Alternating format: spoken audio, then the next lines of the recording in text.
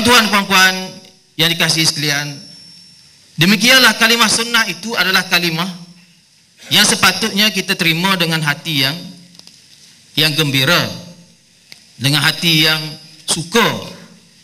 Ia adalah kalimah yang mulia dalam agama kita, agama Islam.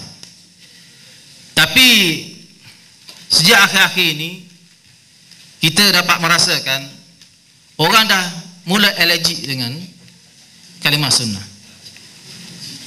Maka ada dua kelompok lah kan. Satu kelompok yang memang dia sendiri benci dengan kalimah sunnah. Kita dapat rasa dia tu benci kalimah sunnah. Maka kalau sampai benci kalimah yang begini mulia, yang pernah disebut oleh Nabi SAW dengan begitu bersungguh-sungguh kepada umatnya, maka saya pun tak tahu apa makna dia itu mengaku umat Nabi Muhammad SAW. Apa makna dia mengangkat kain pemidang waktu perarakan Maulidur Rasul itu, kalau dia rasa tak selesa dengan kalimah itu.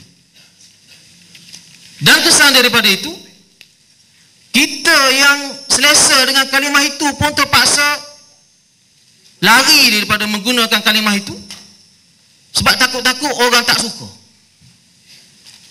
Sampai ke tahap itu. Kadang-kadang kita berfikir nak buat seminar, kita fikir tema, kita fikir nak buat kertas kerja, kita fikir tajuk, kita fikir nak buat apa-apa program ilmiah yang perlu kepada tajuk dan tema, ataupun fikir nak namakan sebuah pertubuhan, maka awal-awal lagi kita diberi peringatan, jangan letak kalimah sunnah, takut orang pandang serum. Siapa orang tu? Umat Nabi Muhammad SAW. Sampai begitu sekali hari ini dinegatifkan maksud ataupun persepsi terhadap kalimah sunnah. Tuan-tuan puan-puan yang dikasihi sekalian, maka oleh kerana kalimah sunnah itu kalimah yang mulia, maka kalimah ahli sunnah pun adalah kalimah yang mulia. Sebab ahli sunnah itu bermaksud orang yang nak ikut sunnah, iaitu nak ikut sunnah Nabi SAW. Sama ada dia tu ikut 100% ke, 50% ke, 10% ke, itu perkara kedua. Sebab Nabi kata kalau nak ikut setakat mampu. Fa'tu minhu mastata'tu. Tapi biarlah ada semangat, keinginan untuk ikut itu. Itu yang penting.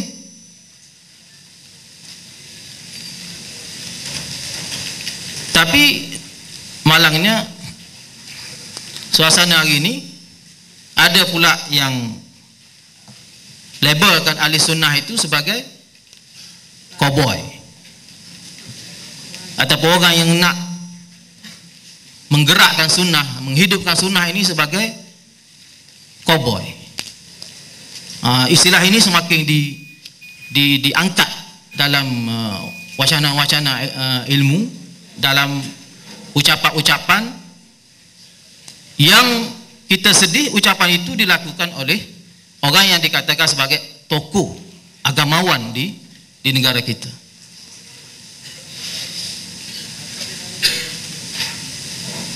Maka ini suatu hakikat yang kita semua perlu